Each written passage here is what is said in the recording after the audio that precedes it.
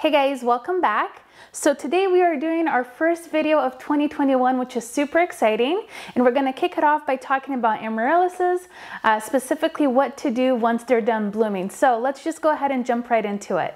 So if you recall, we actually planted our amaryllises together in the beginning of December, and I think they did pretty good. Right after planting them, I stuck them all under our grow lights, which I'll give you guys a tour of that area because I know a couple of you have asked to see kind of what that room looks like. So I'll show you guys that in another video. But I did stick them in there just to kind of get them started. So they actually bloomed relatively quick and they've done really well. Some of them are a little bit lanky and some of them just started to really come up, like this white one over here.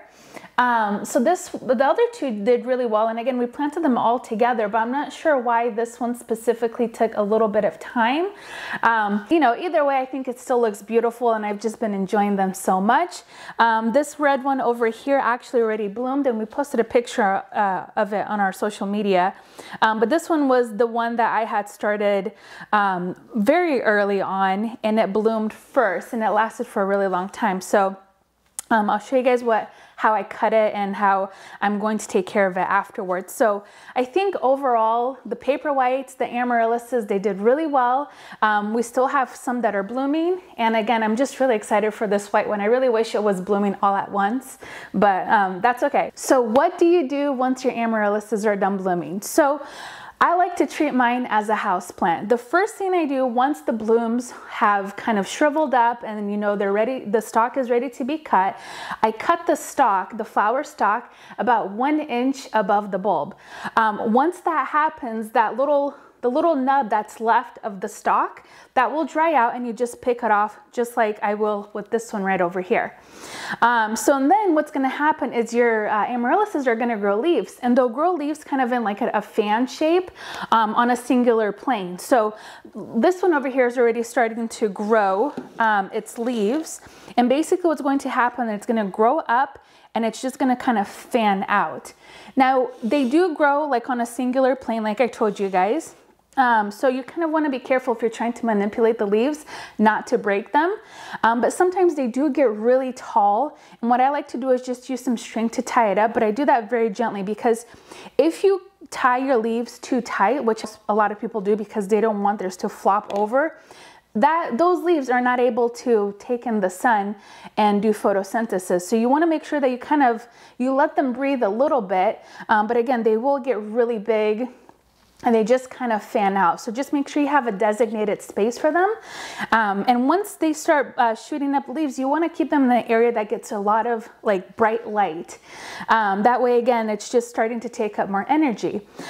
In addition to putting them in an area that gets a lot of light, I am going to start feeding them once to twice a month with some fertilizer. And that's just going to help bring that energy back into the bulbs. So again, we're just treating them as a house plant at this point.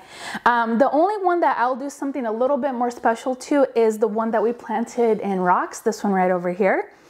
And with this one, what I'll do is I'll actually plant it in a little 6-inch container, just like I have with the other ones in our other vessels here. That way I can feed it the fertilizer with no problems. So once you've cut the stalk, you're gonna have the leaves come up. You're gonna be feeding it once to twice a month with some indoor house food. And then in springtime, that's when we're gonna take them outside. Now that time will vary between people. I live in Oregon, zone 8B, so I'll be ready to take mine outside in April. And I'll transition them from the deck to the outdoors. That way it's not a complete shock to them from being indoors to sunlight right away. So you basically want to wait till there's no chance of frost before you bring your amaryllises outside. Now some people will plant them into their landscape. I don't even bother doing that. What I like to do is just have them in these 6-inch containers, and I'll just have them as plants around our deck or actually in the garden, and I just let their leaves grow until it's ready to put them in dormancy, which we'll talk about in a minute.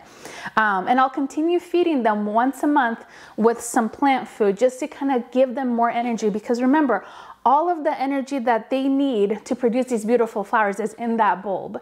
So you want to make sure that you're giving your bulbs plenty of light, plenty of food, just to kind of prep them for next year's blooms. So let's talk about the dormancy period.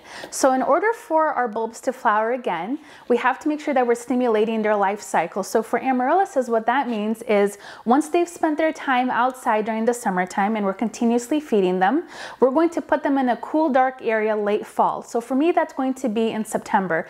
And what I like to do is just take my amaryllis, I'll stop watering, I'll leave the leaves on and everything, because what's that going to do? It's going to send all of that energy back into the bulb. And then I'll just place them in a cool, dark area for about 8 to 12 weeks before I bring them out, plant them again, and start the whole process all over. So again, that kind of varies between different areas because we all live in different zones. So I just kind of wait till September is a good time. And again, when they're in dormancy, you don't have to water them. You just want to keep them in a nice, cool, dark area for about 8 to 12 weeks until you pull them back out and plant them again. I'll do the same thing with our paper whites. So with paper whites, I don't generally I don't take care of them as much as I do with my amaryllises, because I do think amaryllises are such a big investment. If you think about it, like a lot of them, you know, the bulbs will run up $30 or sometimes even more. So if you just put in a little bit of effort, you can continuously just grow them year after year, and then you kind of build up a collection.